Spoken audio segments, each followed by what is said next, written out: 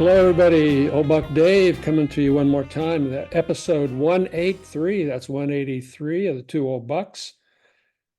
Tell me who's with me here. Yeah, and with you is old Buck Dell. Old Buck Dale. Okay, the one and only. There's only one, and we've got him. So Barely made it. Barely made it. barely made it. It's been a about tough day. We'll talk about that. Yeah. But hey, I want to open up by congratulating Caitlin Clark. Of course, we've talked about her in the past. She was, as predicted, the number one draft in the WNBA, going to the Indiana team. Did you see what her salary is? I did not. Take I a knew that guess. she was drafted. Take a guess. Number one overall draft in the WNBA. I'm thinking $2 million. Well, you're close. 76,000. That's it. That's it. That's the incoming salary you get. I think the salary cap is like 270,000 or some silly number like that. Now she's going to get 8 figures in endorsements. Okay, she'll do all right. I think Nike and 17 other companies want to plaster her face and name over their stuff. So she'll get tens of millions in endorsements, but she'll only get 76,000 in salary. And that's interesting because I think it is interesting. The way they're playing in two sold out arenas. Well, yeah, again, she's going to do okay, but and that's why a lot of the WNBA women play in Europe in the off season, okay, just to make some money. That's that gal that was arrested in Russia. Yeah, she was just trying to make a living. That surprised me. Well, like I said, I think she has the personality to be a good, representative. I think she has the demeanor, to represent a company, and let's hope she does all right, plays well too, and sets some more records and all. Yeah, plays well. Oh, by the way, did you? I don't know if you saw or not. She was on Saturday Night Live last Saturday. I did not watch Saturday Night Live, but I saw the highlights of that the next morning on CBS. It was great. She was on with the news guys, and she was really busting up the one guy. It was great. She did well. She did well. Overall, I thought last Saturday Night Live last week is probably the funniest show they've done that I can remember in years. It was Ryan Gosling was the host. It was just hilarious. They did a Beavis and Butthead sketch. They did one with Kate McKinnon. You just have to see it. They were all cracking up. But anyway, I digress. You digress. Okay. Let's talk about something else that's funny. You sent me a note here about Florida and communism this morning. You said you wanted to talk about communism. Talk to me. Well, there was a headline that Florida is going to institute a specific class on all the basically all the bad things about communism, and I mean, I actually studied. I had one semester in college where I studied all that. I must have had 5 books on Russia and communism. So I was familiar with that. And I said, I wonder what if I was a kid, after about 2 hours or 2 weeks of that stuff, I'd be bored to tears. Yeah, I got it, right? You know what I mean? So there must be some kind of an indoctrination angle to this thing. But anyhow, communism is really, really, really bad. And I said, okay. And then I'm thinking, if it's really, really, really bad, and these guys are of a certain political persuasion. Talking about Governor DeSantis here. Yeah. Why don't they go ahead and support the only country in the world that's beating their brains out trying to slow it down? So, are you talking about the Russians invading Ukraine? I think I am in a very roundabout way. Well, okay. Well, Doesn't that seem ironic? Doesn't that seem ironic? He wants to fight communism, which is fine. Of course, his party is the one that's impeding any additional aid to the country that's trying to defend itself against the Russians. So that's kind of ironic. Well, how things turn upside down. So we shall see. I predict that sometime in the future, maybe beyond when we're here, people say they're communists. Those are communists. You're a communist. You say, I'm not a communist. I'm a Peruvian. And you can get tagged. You know what I mean? Yeah. Get tagged as being a communist. Yeah, it's a convenient new scapegoat again, I guess. I'm thinking a slippery slope. Yeah, I dug into this a little bit, and the bill would be teaching the dangers and evils of communism in grades K to 12, highlighting the atrocities and the increasing threat that we face. And here's a direct quote from DeSantis. We might as well give them the truth when they're in our schools, because a lot of these universities teach how great communism is. He said this at a press conference. I'm not sure how often that's happening, really. I mean, seriously.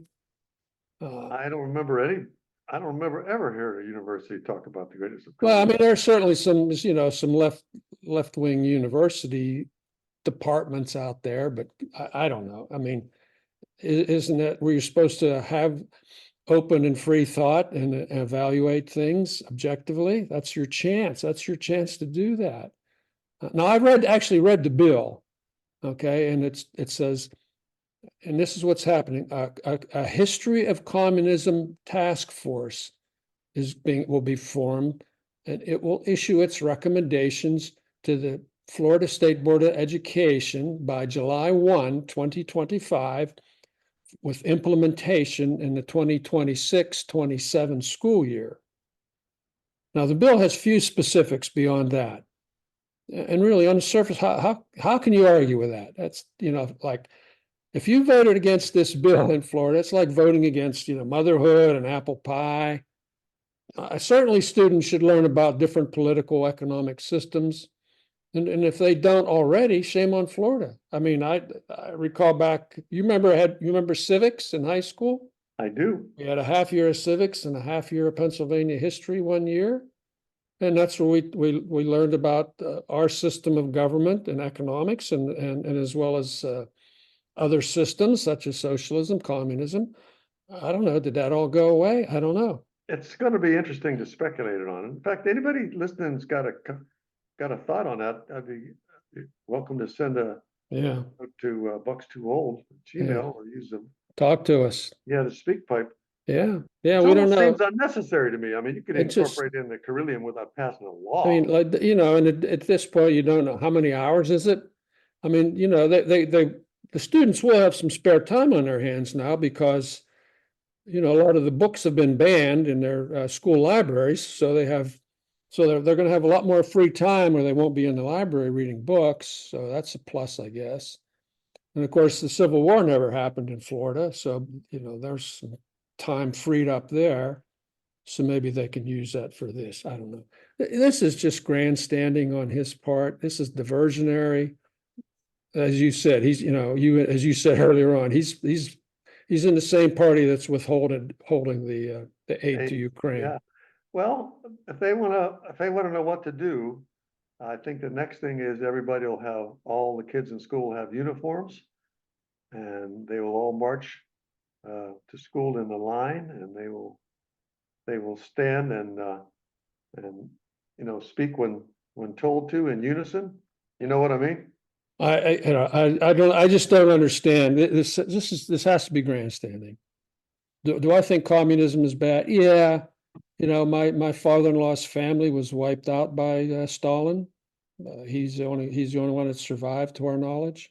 So, yeah, communism's done a lot of bad things. They have had atrocities. Should students learn about that? Yeah, it's kind of bizarre that we need a special bill to say that. Yeah, that's a big rabbit hole right there. That's a big. Wasn't going to go down there. Yeah. Anyhow, it troubled me to think of the irony of that.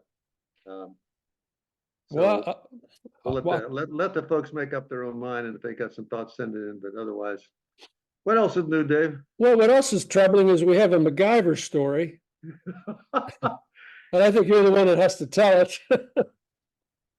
I will tell you, I have got a nickname of McGyver because I've I can sort of make things work, and I get lucky most of the time. I told you I was converting old clip-on sunglasses and putting them into old frames, old glass frames that I had laying around, and they made some nice sunglasses out of it, And frankly. how many hours did that take? Oh, that took several hours to Several trim them down and hours. make them fit. And then Hours you never get back. yeah, something else the other day, I said, I was thinking if I disassemble these shoes, I'm not going to be able to get them back together. So I have to judge what I MacGyver because I just don't have all the resources to return it to its even original state when I'm done. So I had a problem with the microphone that we use, and that could be why my voice doesn't sound the same. The Yeah, microphone that we use. yeah, let me jump in here Yeah. just to give some background. We both use the same microphone, and about around the same time, we both started having the same problem. Is that one of the two channels would cut out, and sometimes both channels would cut out, and we'd wiggle the wires and stick a wedge between different cords and try all things to make it work. And you decided you were going to fix this. So tell them what you did. Tell them, So tell I them what took happened. it, yeah, I took it apart, and inside there on a circuit board, I could see the little panel that the plug fits in, the plug that you put in for the sound. So I said, oh, I can see that the soldering has come apart. So I said, wonder how I can hold this down. So I said, maybe I can glue it down.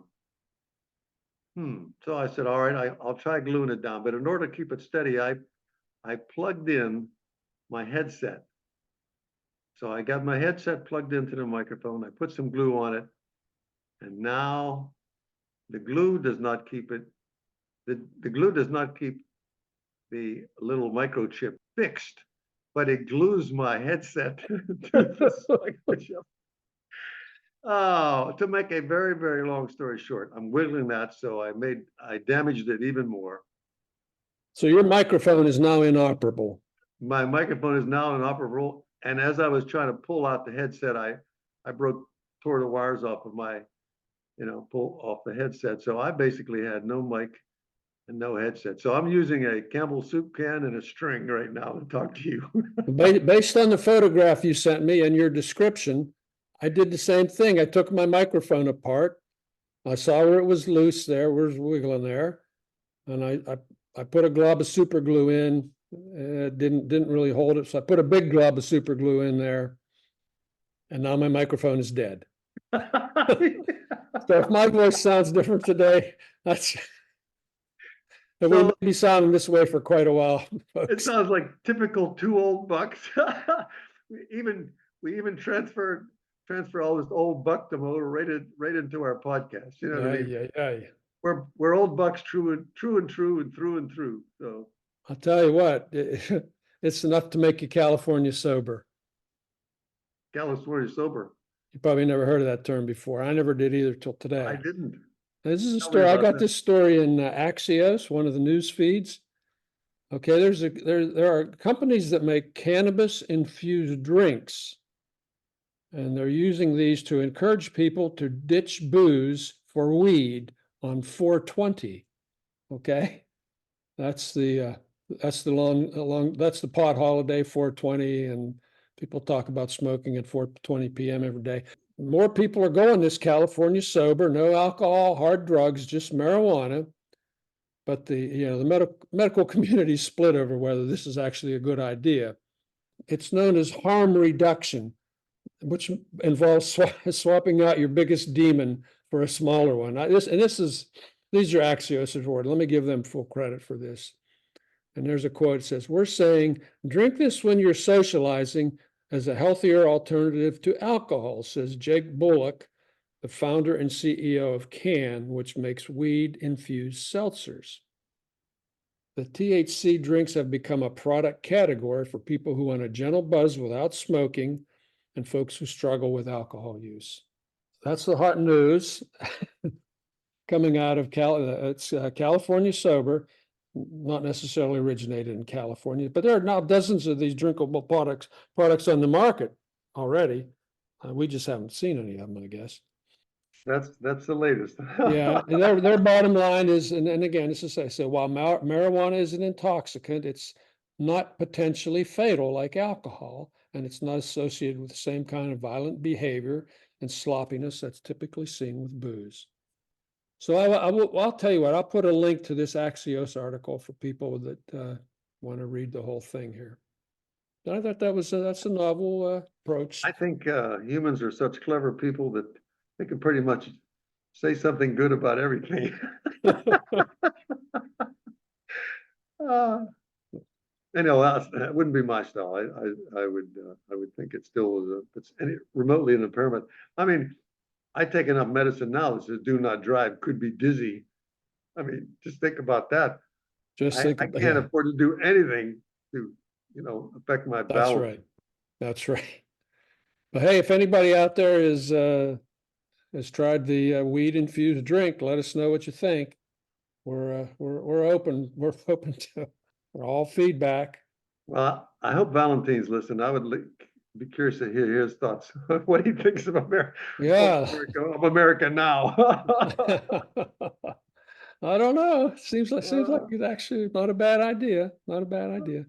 But hey, speaking of bad ideas, maybe here's another one that I just learned. You know the company Crocs makes the Crocs, the shoes. Those real light rubber shoes, yeah. Those rubber shoes, they're like $59, probably cost like 59 cents to make.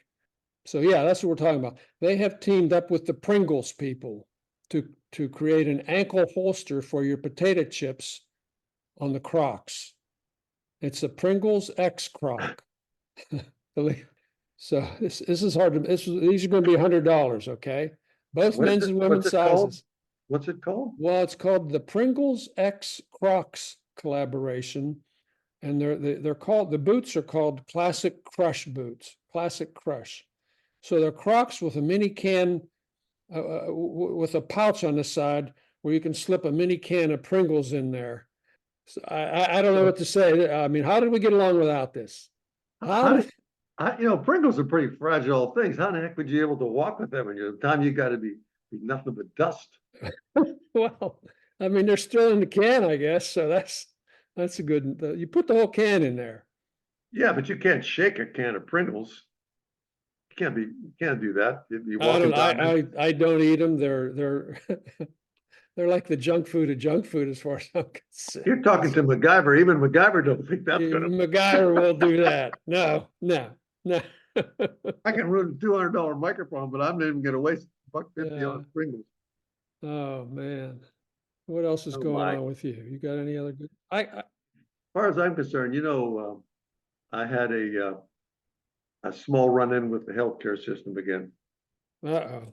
I mean, I have to laugh. I don't know how other people cope with it. In fact, I was telling the story to somebody. I said, "Well, I can get to see a doctor." I said, "You can get to see a doctor if you want to wait 3.5 weeks.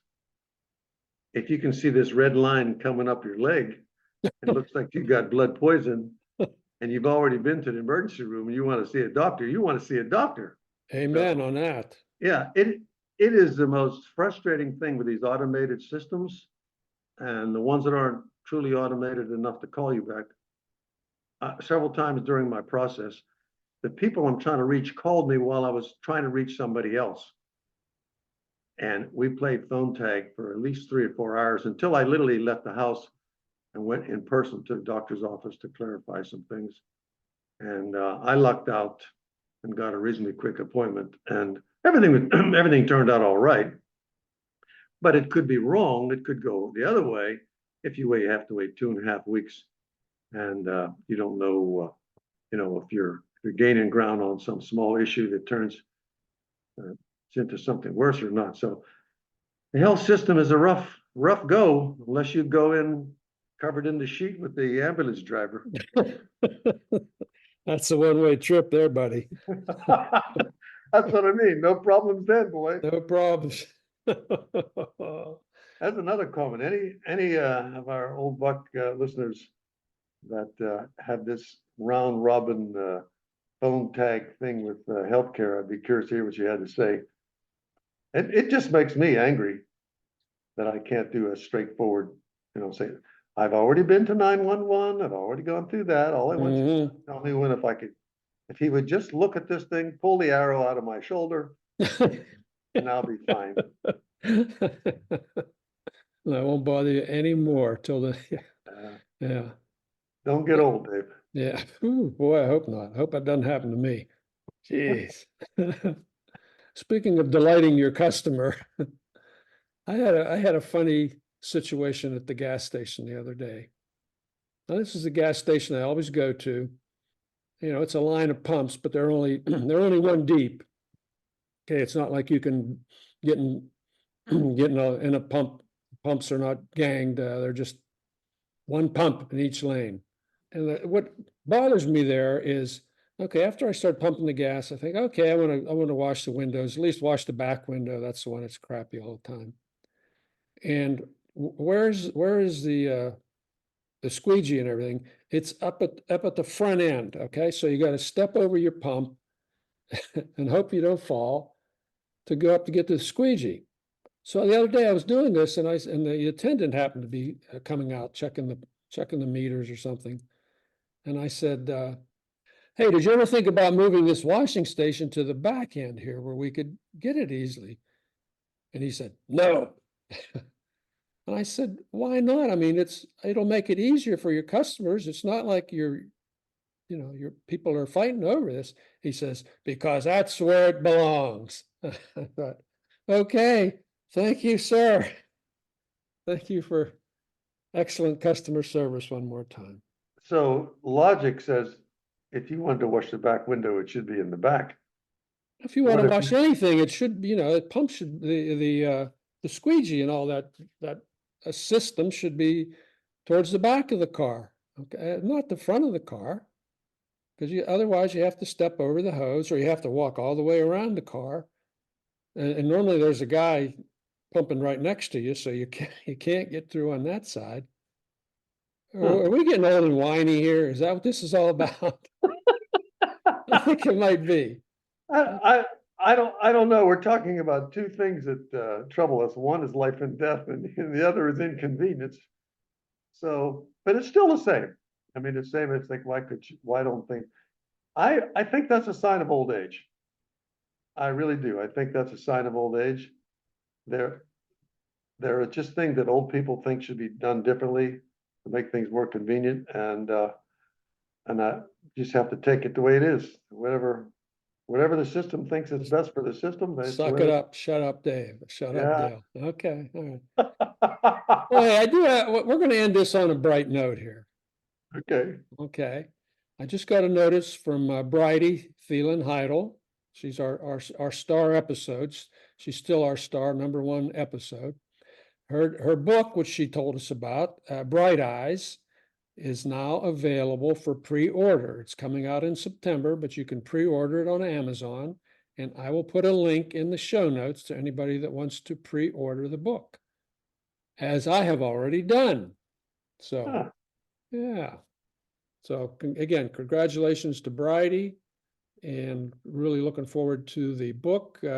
She sent a picture of the cover of the book in her email. And so, yeah, I'm looking forward to getting the book and reading the whole book.